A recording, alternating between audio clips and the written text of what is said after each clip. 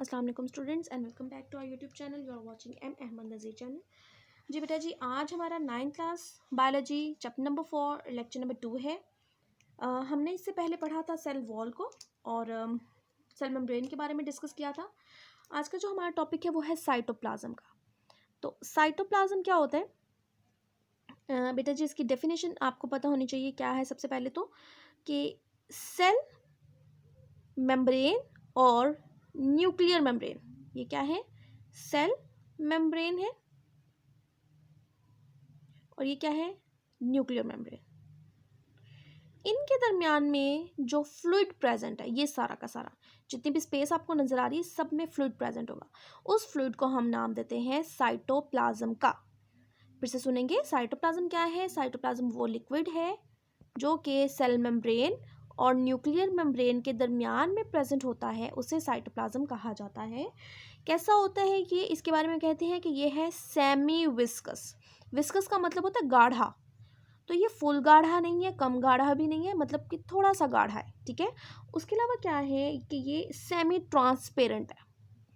Transparent का मतलब आप जानते हैं, जिसके आर पार हमें नज़र आ जाए उस चीज़ को ट्रांसपेरेंट कहते हैं। तो ये सेमी ट्रांसपेरेंट है, सेमी विस्कस है और प्रेजेंट कहाँ है? न्यूक्लियर मेम्ब्रेन और सेल मेम्ब्रेन के दरमियान में। बेटा जी, इसके बाद ये कि ये जो सेमी ट्रांसपेरेंट या सेमी विस्कस फ्लूइड है, यानी कि जो साइटोप्लाज्म है, इसके अंदर कौन कौन सी चीज़ें प्रेजेंट है, क्या कम्बिनेशन है इसके अंदर मौजूद केमिकल्स का। तो इसके केमिकल मेकअप क्या है, इसकी केमिकल कम्बिनेशन क्या है? इसके अंदर ऑर्गेनिक मॉलिक्यूल्स प्रेजेंट होते हैं। बेसिकली साइटोप्लाज्म क्या है? वाटर है, और उस वाटर के अंदर ऑर्गेनिक मॉलिक्यूल्स प्रेजेंट है। वो ऑर्गेनिक मॉलिक्यूल्स कौन कौन से हो सकते हैं? वो हो सकते हैं प्रोटीन्स प्रेजेंट हो सकते हैं इसके अंदर, कार्बोहाइड्रेट्स प्रेजेंट हैं और लिपिड्स भी प्रेजेंट हैं। मतलब कि सेल के अंदर फिर ऑर्गेनेलिस को जिस ऑर्गेनेली को जिस कंपाउंड की ज़रूरत होती है वो फिर उन्हीं से ले लेते हैं। यानी कि साइटोप्लाज्म के अंदर मौजूद प्रोटीन चाहिए तो किसी ऑर्गेनेली को वो यहाँ से पिक कर लेती है, कार्बोहाइड्रेट या लिपिड चाहिए वो भी ले लेते हैं। इन ऑर्गेनिक मॉलिक्यूल्स के अलावा, यानी कि ऑर्गेनिक मॉलिक्यूल्स के अलावा इनऑर्गेनिक मॉलिक्यूल्स भी प्रेजेंट होते हैं। और ये ऑर्गेनिक मॉलिक्यूल्स जो हैं इनमें सॉल्ट्स प्रेजेंट हो सकते हैं, ठीक है। सॉल्ट्स प्रेजेंट हो सकते हैं जो कि इस साइटोप्लाज्म के अंदर कंप्लीटली या पार्शियली डिसॉल्व फॉर्म में होते हैं, ठीक है। तो साइटोप्लाज्म की कंप्लीट डेफिनेशन क्या है, मैं रीड आउट कर देती हूँ आपके लिए। Cytoplasm is the semi viscous and semi transparent substance between plasma membrane या cell membrane and nuclear membrane, ठीक है। It contains water in which many organic molecules such as proteins, carbohydrate, lipids and inorganic salts are completely or partially dissolved, ठीक है। तो ये हो गया cytoplasm की डेफिनेशन। उसके बाद है कि साइटोप्लाज्म का फंक्शन क्या है। तो साइटोप्लाज्म का फंक्शन क्या है? दो मेजर फंक्शन है। आपको शॉर्ट क्वेश्चन आ जाता है कि write down the function of cytoplasm. तो साइटोप्लाज्म के दो छोटे छोटे से फंक्शन हैं। वो क्या है? सबसे पहले तो ये स्पेस प्रोवाइड करती है। It provide space for proper functioning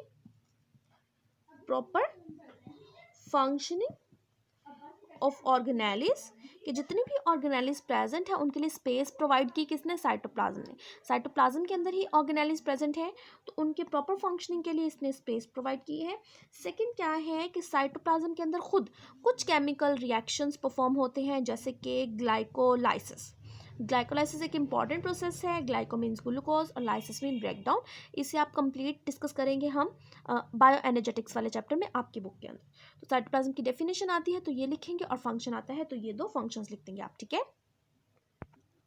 okay बेटा जी, नेक्स्ट जो है वो साइटोस्केलेटन है। एक तो साइटोस्केलेटन आपके सिलेबस में इंक्लूड नहीं है, स्मार्ट सिलेबस 2021 में, तो इसलिए मैंने नहीं पढ़ाया।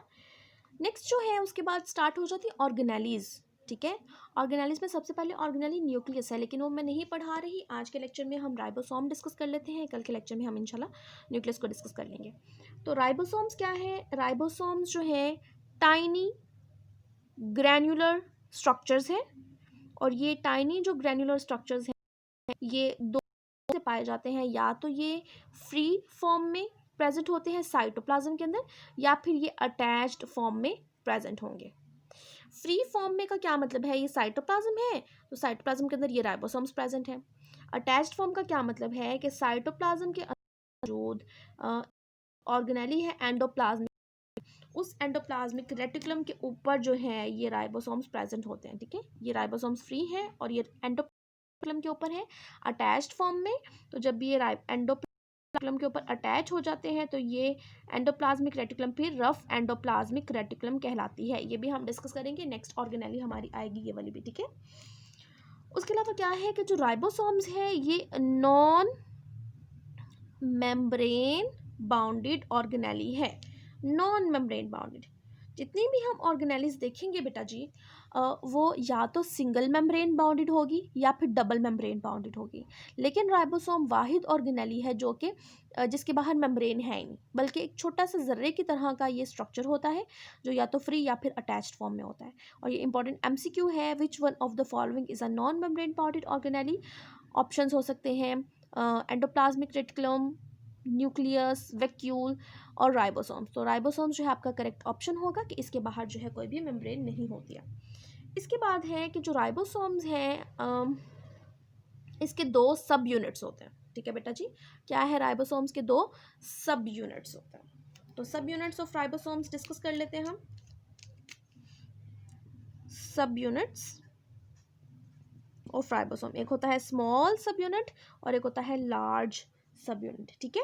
इसका स्ट्रक्चर कैसे होता है आपकी बुक में जो है थोड़ा डिफ़िकल्ट बना हुआ है, मींस यहाँ पे आपकी बुक के अकॉर्डिंग ये जो डायग्राम है मैं आपको बता दूँ कुछ ऐसी बनी हुई है कि ये अपर वाला जो है वो लार्जर सब यूनिट है, उसके नीचे जो है कुछ इस तरह से डायग्राम बनी हुई है स्मॉलर सब यूनिट की। बेटा ये जो इकट्ठे होते हैं तभी ये फंक्शन परफॉर्म कर पाते हैं, यानी कि जब स्मॉलर और लार्जर आपस में अटैच फॉर्म में होते हैं उस वक्त ये फंक्शन परफॉर्म करते हैं। और फंक्शन क्या परफॉर्म करते हैं, इनका फंक्शन है सिंथेसिस ऑफ प्रोटीन। ये सिंथेसिस ऑफ प्रोटीन के बारे में हमने चैप्टर नंबर 1 में जहाँ पर हमने ऑर्गेनेलिस का टॉपिक पढ़ा था वहाँ पर भी पढ़ा था कि राइबोसोम जो है वो प्रोटीन के सिंथेसिस करते हैं, ठीक है। ये याद रखिएगा, जब ये इकट्ठे होंगे तभी फंक्शन परफॉर्म करते हैं और जब ये फंक्शन परफॉर्म ना कर रहे हो यानी कि प्रोटीन ना बना रहे हो ये आइसोलेटेड हो जाते हैं, यानी कि ये अलहदा हो गया और ये अलहदा हो गया। और इन्हें कंबाइन करने में कौन यूज़ होता है, मैग्नीशियम आयन यूज़ होता है, ठीक है। ये बात आपको पता होनी चाहिए।